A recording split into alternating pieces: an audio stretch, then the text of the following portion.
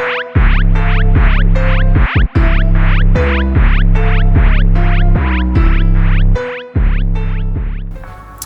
it's your only girl Maria, and I'm on Savvy Media, and I'm about to do an interview with them. So here we go. Here are the questions. What is your definition of a hot girl? Interesting. My definition of a hot girl would be class, intelligence, obviously physical appearance, you know, a bit of boobs, arse, you know, skin as well. Like your skin does matter. We were never born with like nasty skin, so obviously looking after your skin is high for me. So a hot girl in my sense would be have a lot of class and respect for yourself as a person, and obviously be intelligent, know your stuff, so when you talk you don't sound stupid, and the looks as well. Yeah, so that's the definition, my definition of a hot girl. Okay, we'll go over to the next question. Can we say that the age is just a state of mind? There was a lot of talk about the ages of the recent BBN cast. Please take this moment to sound off. Age is definitely a state of mind. I mean, sometimes, you know, you could be very old and you act childish. You could be young and you're very mature. I don't know about the ages about the rest of the people on the BBN cast, previous seasons, my seasons, I'm not very sure. Again, people don't really act their ages, so if you're young and you act mature, good on you. If you're older and you act childish, I don't quite get this question, so I'm just gonna take it like this because I don't quite get it. What's next for Maria? I'll definitely be in entertainment. Watch out for maybe a TV show. It's in the talks. Definitely entertainment, acting. My long-term goals are still there in regards to opening my daycare. I will be doing all of that, God's willing. Obviously we decide and we plan, and then God just decides our future for us. So all of this is in the talks, so watch out. We love your versatility, and can we say that that is a trait that is constantly overlooked? To be versatile is to adapt, to grow and thrive. Would you say that celebrity birthed from BBN franchise has a short shelf life? I would say yes, it does, from experiences, or rather looking over other people, the past seasons. It does have a short shelf life, but then again, God could give you any platform, not just BBN. It's you, like, and what you do with it. There are other people who haven't, you know, have had it short. My ex previous seasons. Some, like for instance, Ebuka, like he's doing really well. He was like the first season or the second season. Do not quote me. I'm not very right. I'm not actually accurate on that. So yes, it all depends on you as a person. God could literally just give you any platform, and you could cut it short after a year, after 2 years. It's all on you. How active, how intelligent, where you want to move forward, how the zeal, like the passion to, it's not just you get the platform, you know, you get the fame and you get the platform and you just use it for, again, it's timeline. I believe everyone in this life has a timeline. If it's your timeline to shine, sometimes, you know, it's another person's time to shine. So the lights do dim for certain people. So again, yes, it does have a short shelf line, but it's all on you, I'd say that. Okay, what have you learnt from those before, like Ebuka, about staying relevant? Okay, I mentioned Ebuka actually. What have I learnt? Be in the faces, you know, maximize your opportunity. Be in the faces of the people who already love you. You know, give them more. They already loved you on screen for a reason, so you have to give them more. Feed them, else you'll be forgotten. Like, they loved you because they were seeing you on their screens every day. So if you be calm, you're not active, you're not hardworking, it's only natural for people to, you know, start forgetting you, because there's different seasons of BBN. New people are going to come, more beautiful people, more active people, people with more strategy. So it's all on you. Again, like I said previously, it all depends on the individual. What's your game plan to remain relevant in your career path? I will be in your faces so much you would literally hate my face. Watch out, definitely. That's my game plan. But yes, how has life outside the BB Naija house been for you? Honestly, overwhelming. I'm not even gonna lie. Everything's just brand new. And again, I think I've said it in a different interview that I had, like previously to all this fame and like BBN, I used to be such a private person. So private that maybe only 2 people in this whole world would know me and like what I was about and my life. And all of a sudden it's just like everyone knows you and the love is real. Like, so it's overwhelming for me. I haven't adapted to it fully because it's all brand new. Sometimes I'm in a certain place and people just rush over to take pictures and like, I'm a nobody, like I'm literally still Maria. But that love, literally, I don't know how to take it yet. So once I get used to it, finger crossing, hopefully I can start acting natural. But yes, as a beautiful young lady, have you ever been stereotyped because of your beauty? Every single day. Like they either think, oh, I can't come up to you to talk to you, maybe because you have so many people that are talking to you. I have 0 people that talk to me. I don't even have friends.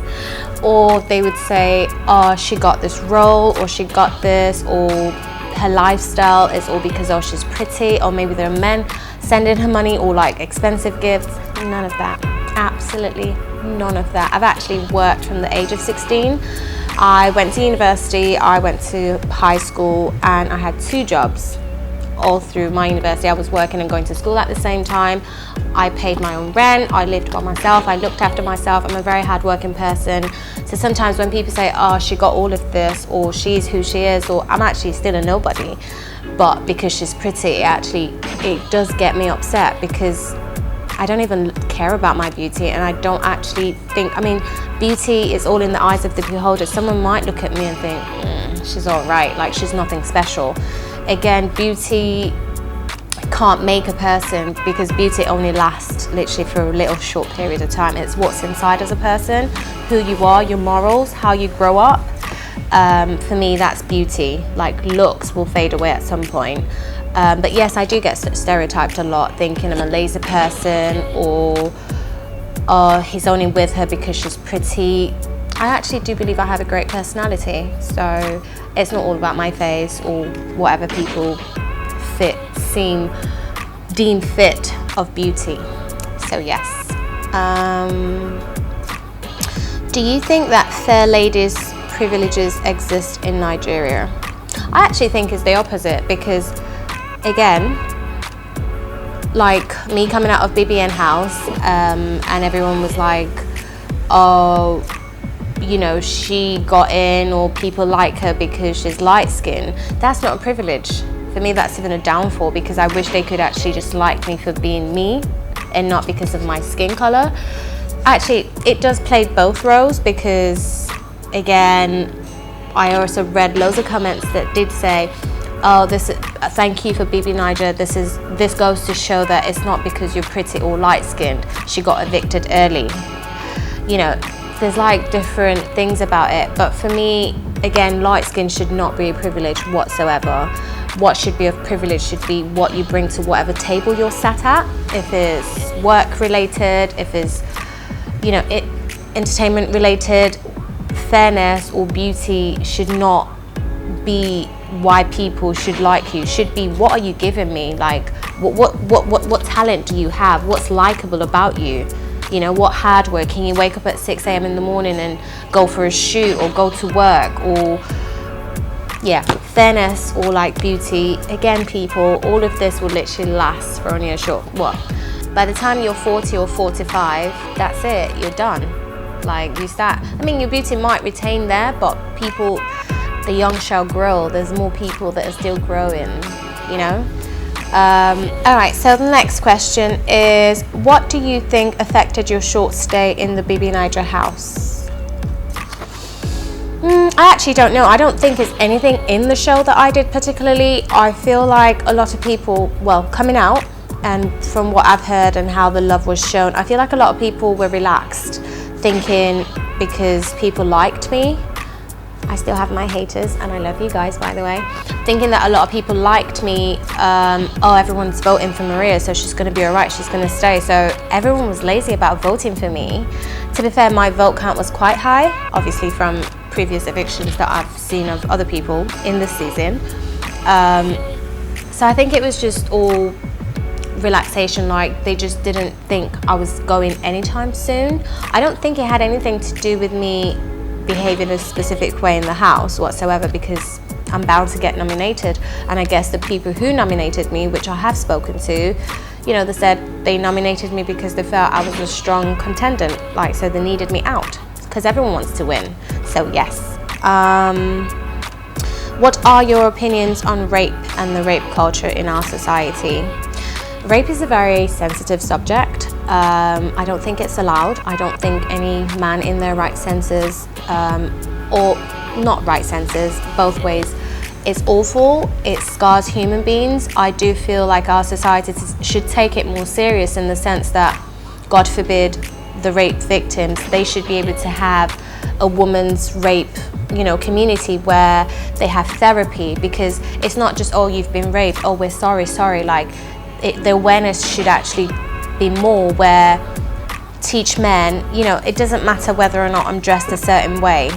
Mentally, you should be able to hold your urges, like just hold it and not try to. It's awful. It literally scars a lot of women, like, for the rest of their lives, that they would, even sexually, some of them never want to have sex again. Most of them don't even want to give birth. It's so many. Imagine a pregnancy comes out of rape. Like, it's so huge that I don't even want to go into it, because it's very emotional. But yes, the awareness should come out more. Teach men. It should not be that a lady should not dress a specific way because, oh, you might get raped. Be who you are.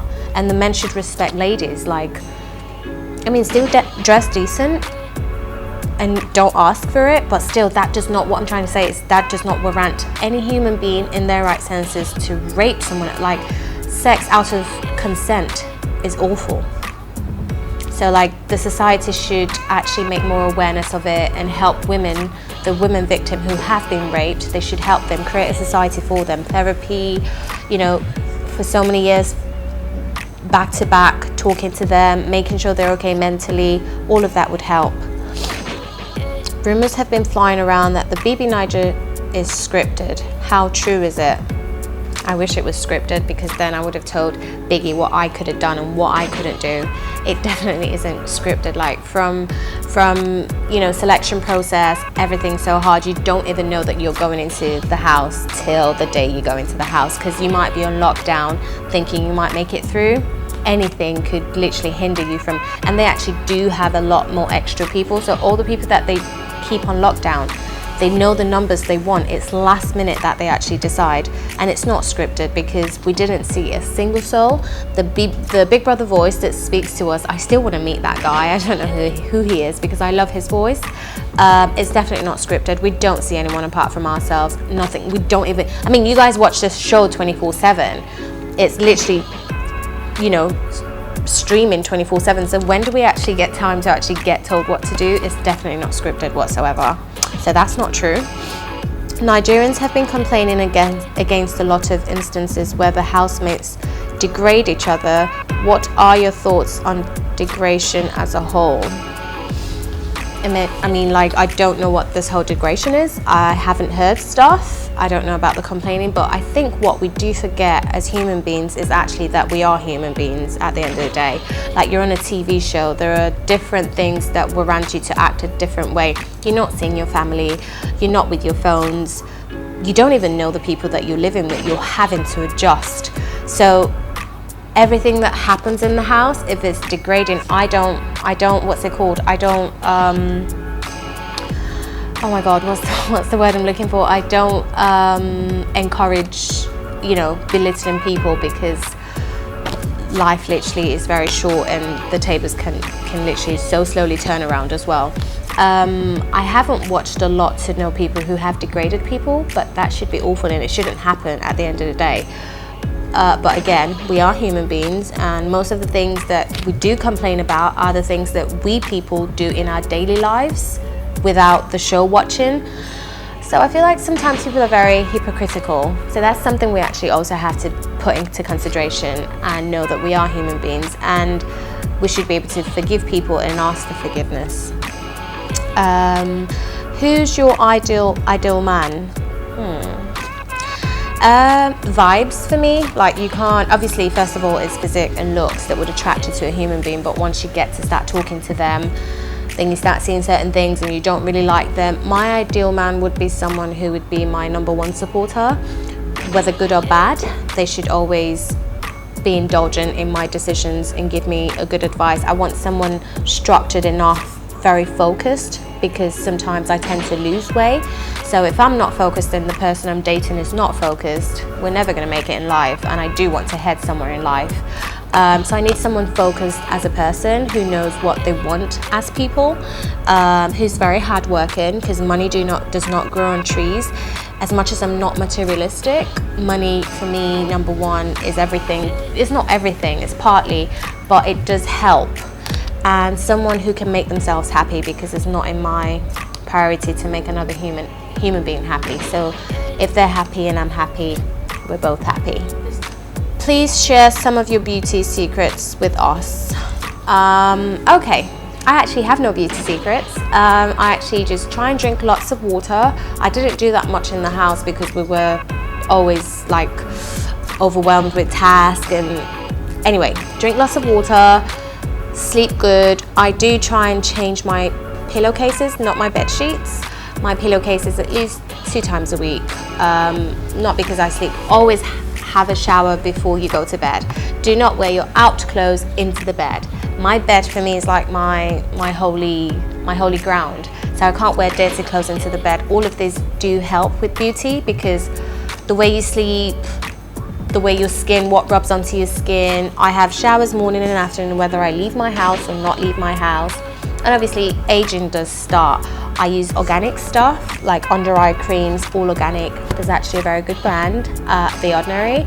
So I just use them, nothing special, just the serums and like the under eye cream, and I make sure I wash my face daily and I drink lots of water. Literally, that's it. And just eat healthy, but yeah. Okay, well that was it for all the questions with Savvy Media Magazine. Love you. Mwah.